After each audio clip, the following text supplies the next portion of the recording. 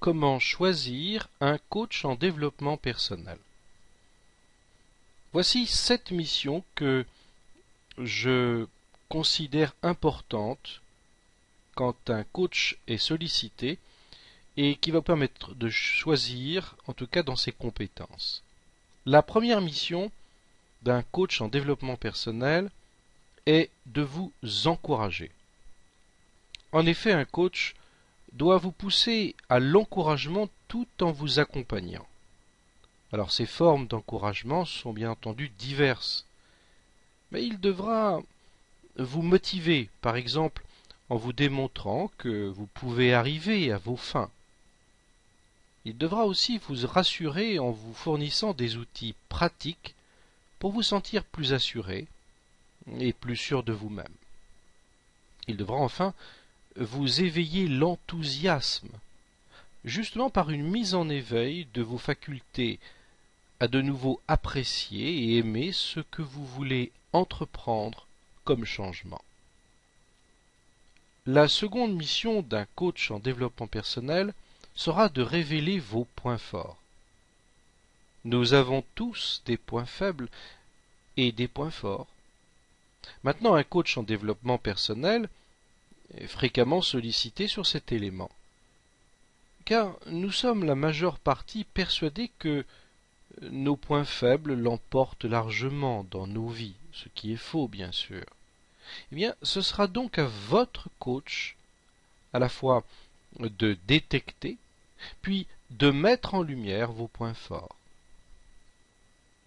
La troisième mission du coach en développement personnel est de vous donner les moyens de vous dépasser.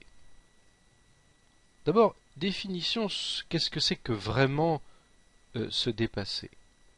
Nous nous imposons nos propres limites. Et les critères qui déterminent une limite proviennent majoritairement de notre passé. Nos parents nous transmettant des messages du style « sois raisonnable »,« tu seras comme ton frère »,« sois ceci »,« sois cela ».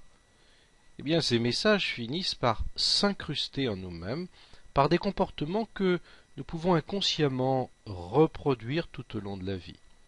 On dit que des étiquettes sont apposées à notre personnalité et elles sont sur notre dos, comme cela, et nous appliquons vraiment ce qu'indiquent ces étiquettes.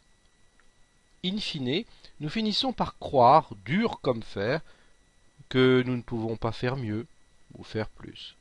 Et pourtant, la réalité est tout autre. Notre capacité à développer nos limites est bien là, réelle, puissante.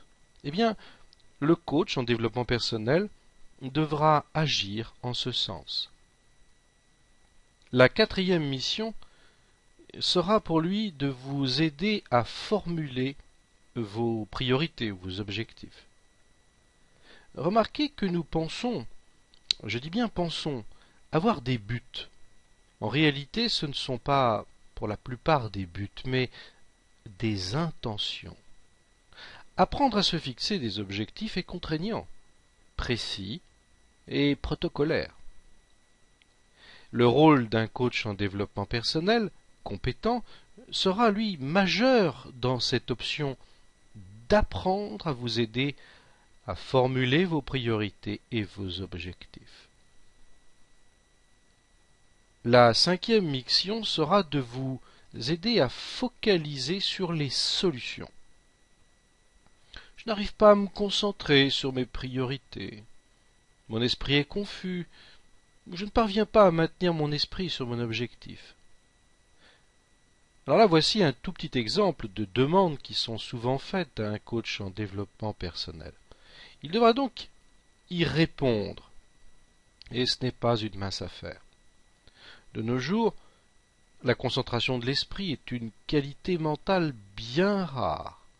Mais il existe néanmoins des outils.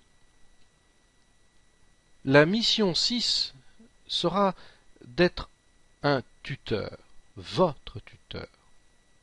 C'est la meilleure métaphore que je puisse trouver dans ce métier. Un véritable coach doit être un tuteur. Comme pour des plantes à la tige fragile, vous sollicitez un professionnel du coaching parce que, sur certains points, vous vous sentez fragile. En devenant votre tuteur, il vous indiquera la bonne direction sans pour autant oublier le fait que vous devez vous détacher un jour de ses services, et le plus rapidement sera le mieux, pour vous permettre d'évoluer et de grandir en toute autonomie.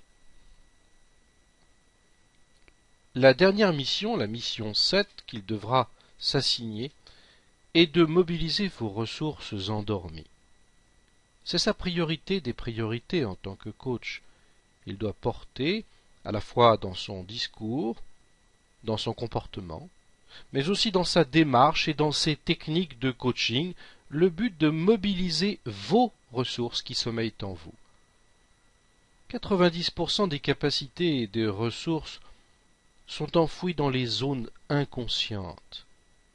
Un coach en développement personnel doit vous aider à chercher, détecter et révéler cette réserve quasi infinie qui gît au plus profond de votre inconscient. Merci de votre attention